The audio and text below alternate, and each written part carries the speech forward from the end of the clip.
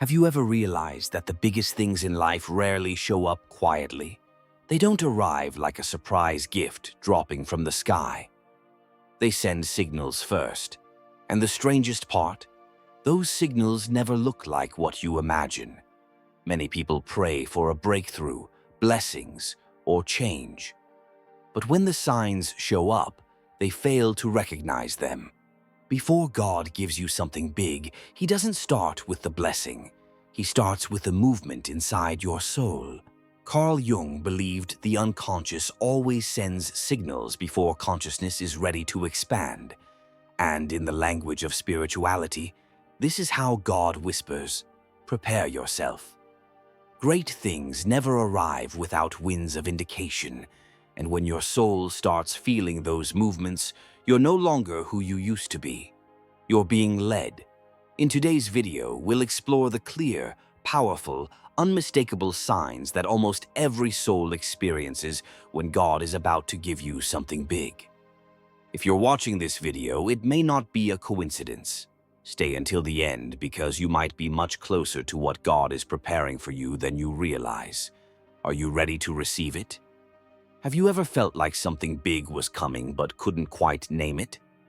Drop a comment below and share what you felt. Number 1. Pressure before promotion. There's something strange that almost every soul stepping into a major chapter experiences. Right before God prepares to give you something big, life doesn't become lighter. It becomes heavier.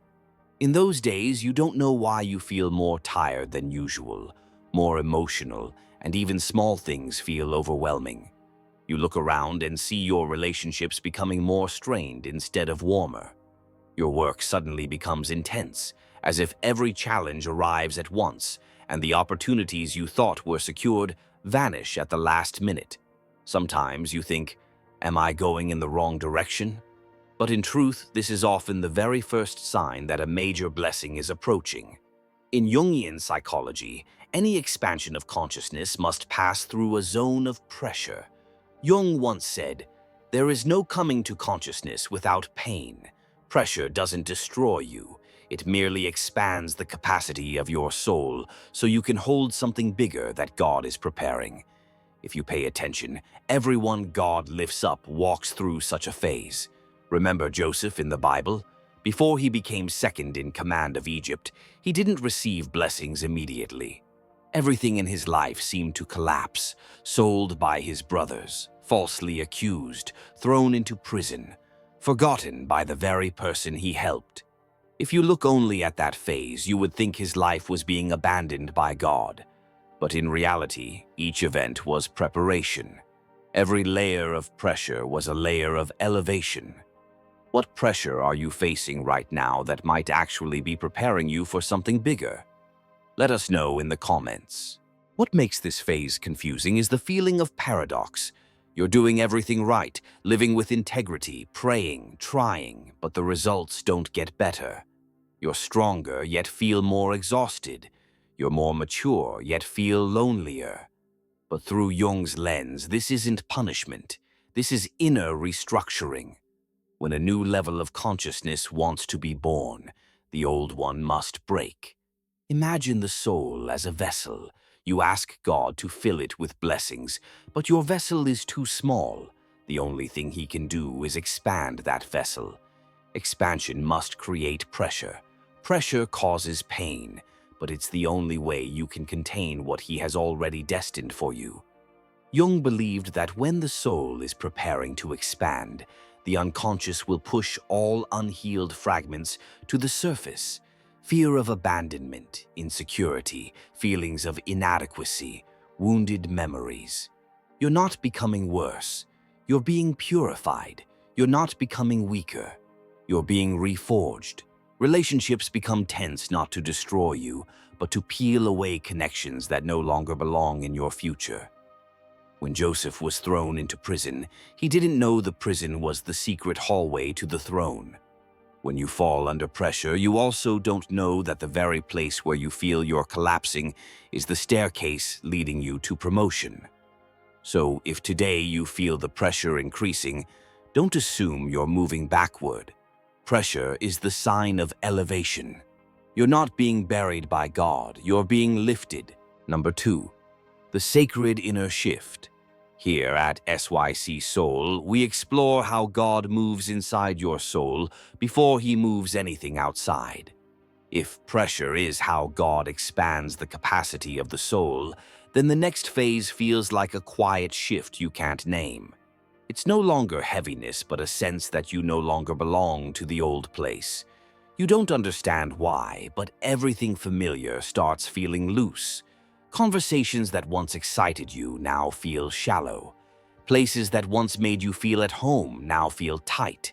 Habits that once gave you comfort now feel heavy, like worn-out shoes you no longer want to wear. You feel restless but don't know what you're waiting for. You feel urged but don't know where you're going. And the strangest part? Even though nothing outside has changed, inside you know for certain that something bigger is calling you. Have you felt like you've outgrown your old life, even though nothing outside has changed? Share your experience below. This isn't boredom, not lack of motivation, not depression. This is the sacred inner shift, the stirring you can't shake. Carl Jung called this moment the inner calling, the knock of the soul, urging you to rise from your old shell and move closer to the self, the divine center within you. I once spoke with a woman named Elena, a literature teacher who'd been in the profession for over 15 years. She loved her students, loved her work, and never considered leaving.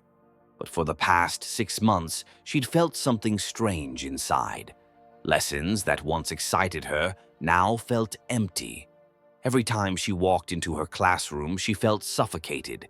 There was no conflict, no wounds, only a soft, persistent feeling that her life was opening in another direction. One afternoon, while grading papers by the window, she suddenly felt a gentle intuition. It's time to step out. Strangely, she felt no fear and no sadness, only peace, as if a new chapter was calling her from afar. In religion, this is called awakening. In spirituality, it's said, God awakens the soul before he changes the circumstances. Circumstances don't shift first. The soul shifts first. Jung has a quote that perfectly fits this phase. In each of us there is another whom we do not know. He speaks to us in dreams and tells us how differently he sees us. That's why you feel the urge, because the one inside you has seen what you haven't and is pulling you out of your old mold. The sacred inner shift always comes before all external transformation. When God is about to move you into a new chapter, he doesn't begin with an open door. He begins with inner discomfort, so you can no longer remain in a place you've already outgrown. Your soul is waking up, and awakening always happens inside before it appears outside. So if these days you feel restless without knowing why, feel misaligned with what once felt familiar, or sense a vague calling from a place you've never been, don't panic. This isn't confusion, this is direction. You're being pulled out of the old to enter the place God has long prepared for you. Number 3, grace and unusual favor finds you. Just as your soul has passed through heavy days when pressure seemed ready to break you, you enter another phase, gentler yet deeper. The place where grace starts operating and good things begin finding you before you even look for them. Some call it luck, but those who've experienced it know it feels nothing like luck. It has precision, subtlety, and orchestration so perfect that it makes you pause and ask, why is everything aligning so flawlessly? When God prepares to give you something big, grace usually comes first. Not loudly, not dramatically, but quietly opening the way. You begin seeing doors open that you never knocked on. Someone mentions your name at the exact moment you need it. An invitation appears out of nowhere precisely when you're praying about that very thing. Have you ever experienced a coincidence that felt too perfect to be random? Share it below. Let's celebrate those moments together. Carl Jung believed synchronicity isn't just a sign, but a bridge between the physical world and the deepest layers of the unconscious. He viewed meaningful coincidences as the response of the self when you're moving in alignment with the path you're meant to follow. When the conscious mind, the unconscious, and the divine fall into the same straight line, life begins to operate with such precision that you can't help but bow in awe. I once met a man named Marcus during a small sharing session. He was an architect who'd applied for a position he deeply desired for 2 years, but never received a reply. One day, nearly ready to give up, he decided to help a group of students revise their design plans for free. During that conversation, one student unexpectedly said, "You should meet my uncle. He's looking for an architect for a new project." The student's uncle happened to be the director of the company Marcus had applied to. He said, "I didn't look for that opportunity. It found me. And it found me the moment I had let go enough to let God act." Synchronicity always works that way. It doesn't follow ordinary logic, but the logic of the soul. When your inner world opens, your energy shifts, and the outer world reflects that shift. When God prepares a big blessing, you don't need to knock on the door. He will leave it open. When grace is operating, everything stops happening by your strength and starts happening by His. You no longer chase opportunities because opportunities start running toward you. You no longer struggle to find the right people because the right souls begin to appear. If you're seeing unexpected doors open, the right people appear, and opportunities align as if arranged by an unseen hand, know that grace is in motion. And that's the surest sign that something big is approaching closer than you think. Number 4. The attacks intensify right before the breakthrough. Have you ever wondered why the most beautiful moments in life often appear right after the darkest days? As if before God gives you something great, the darkness suddenly becomes more aggressive. The attacks become more relentless, and you're pushed to your very limit. This isn't punishment. It's a form of filtering to see whether your soul is strong enough to carry the blessing He's about to place on you. Carl Jung called this the shadow confrontation, the stage in which the shadow within us rises not to destroy, but to be healed. When God wants to lift you to a higher level, He requires you to face the things you once ran from, because you can't step into a new chapter while still carrying the heart of the old one. What attack or challenge are you facing that might actually be preparing you for your breakthrough? Share below. Your story might encourage someone else. Remember, before an arrow can be shot farthest, it must first be pulled back the hardest. The greater the pullback, the greater the launch. The stronger the attack, the more clearly you know you're about to go far. A viewer named Annabelle once shared her journey. She'd just received a huge opportunity, a full scholarship for an arts program in Paris. But just when the joy had barely settled, everything began to collapse. Her mother fell ill. A close friend misunderstood her and turned away. Her boss exerted unprecedented pressure, and she shared that in the moment when everything seemed to be turning against her, Annabelle realized nothing was ruining her opportunity. Everything was preparing her for it. The misunderstanding taught her to separate her self-worth from others' approval. The pressure forced her to build an inner strength she never knew she had. In the end, she said, "I'm ready to step into my new life, not because the opportunity has arrived, but because I've become someone capable of carrying it." This is very similar to the journey of Lady Gaga. Before stepping onto the stage with the album that would make her a legend, Gaga went through a series of attacks that seemed determined to break her. Rejected by multiple record labels, fired just months after signing a contract, mocked for her appearance, battling panic attacks. Every time she stood up, another storm hit her. Later, she said, "Sometimes the darkest moments are what prepare us to shine the brightest." Jung believed that when the shadow rises most fiercely, It's because the deepest layers of the soul are being restructured. Strong attacks often force you to see parts of yourself you once avoided, and it's precisely this act of seeing that makes the soul more mature, more resilient, and more capable of holding greater things. Many people believe that when attacks intensify, it's a sign they're going in the wrong direction. But in truth, it's proof they're going the right way. The enemy only attacks what has value. Darkness only fights against what has the potential to create light. Jung had an important insight. No tree, it is said, can grow to heaven unless its roots reach down to hell. Meaning, in order to rise high, you must go deep.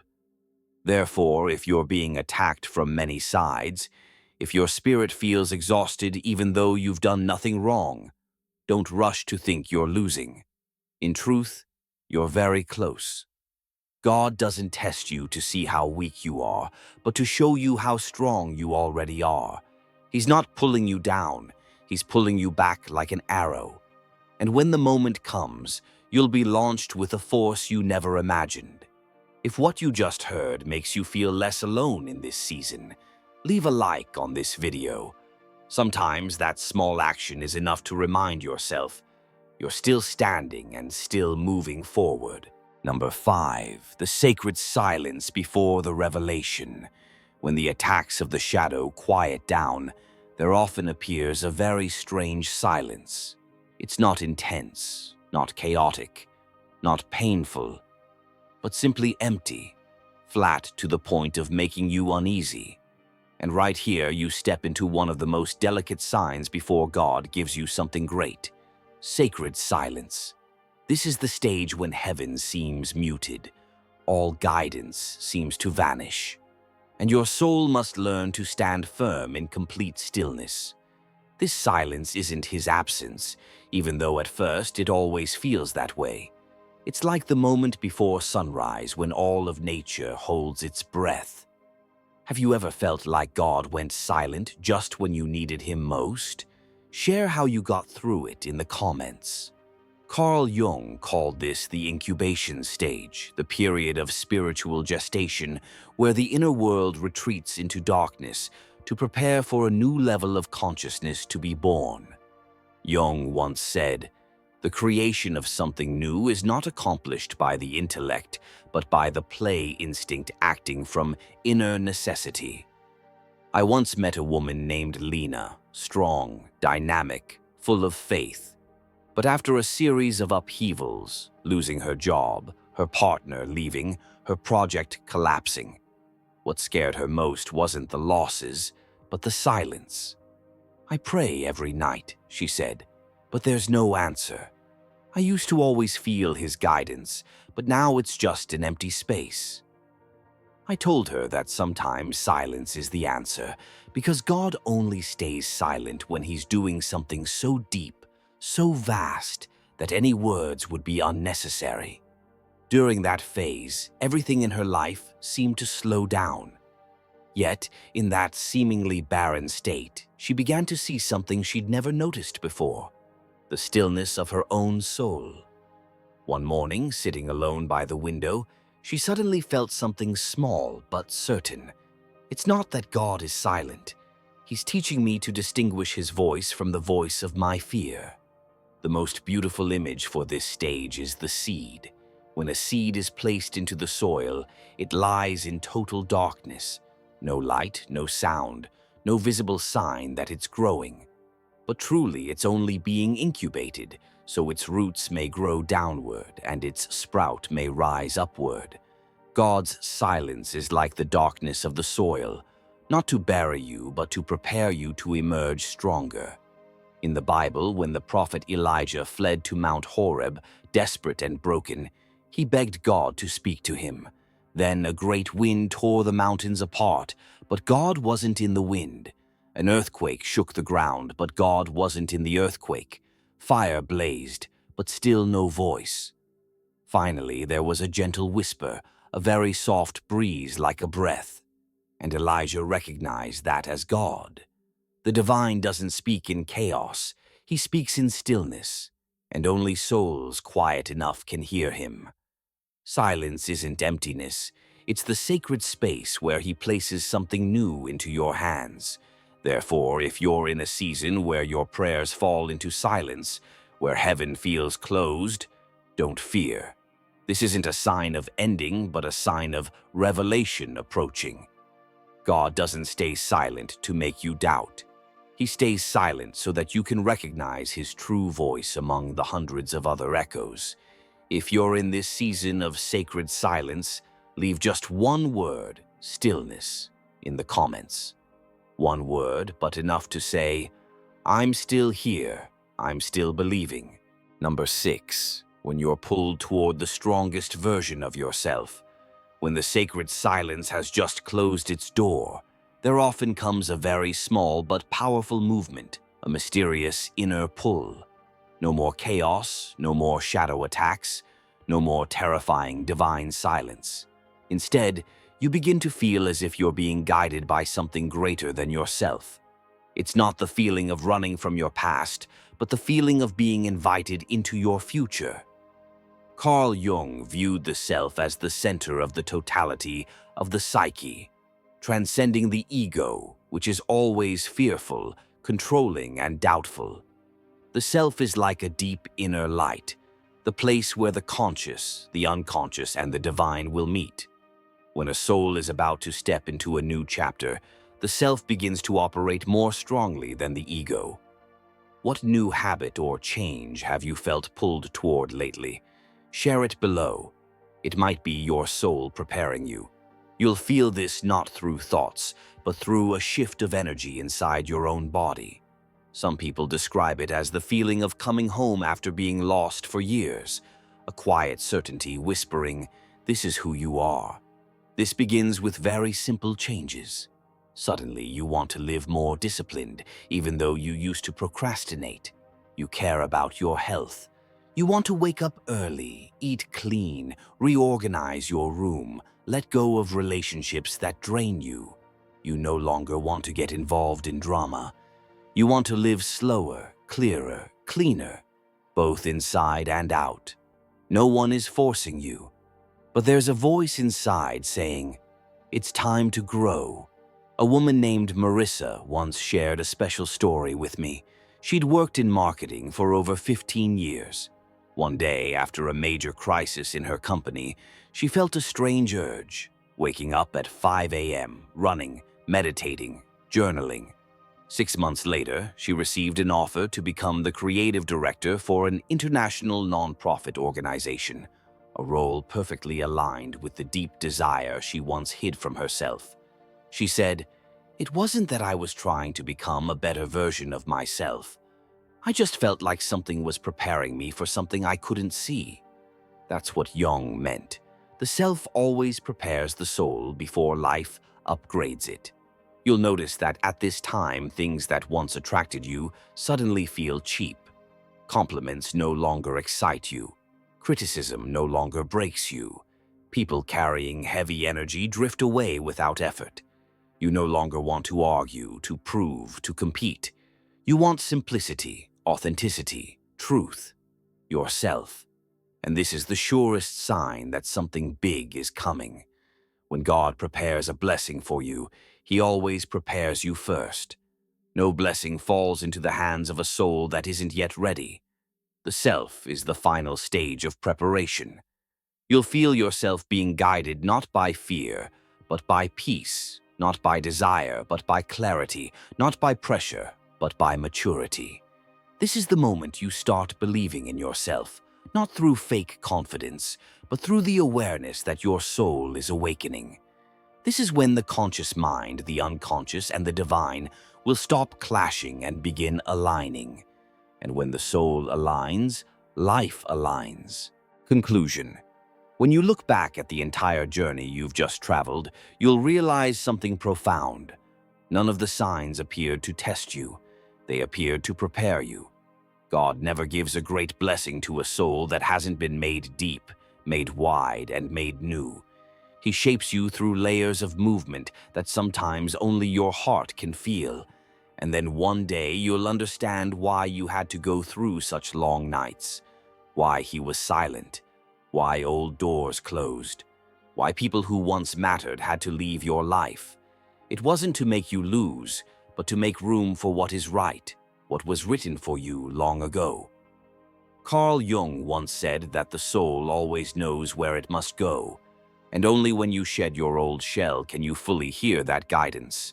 If the things in this video make you feel somewhat illuminated, share it with someone who's also walking through signs they haven't yet understood. And if you want to continue journeying with us in recognizing the sacred movements within your soul, hit subscribe to SYC Soul. This journey isn't for you to become someone else, but to step fully into the chapter God has prepared, with strength, peace, and deep inner knowing. Before you go, tell us, which of these 6 signs are you experiencing right now? Drop it in the comments. And if this message touched your heart, don't forget to subscribe to SYC Soul so we can continue this journey together. Your breakthrough is closer than you think.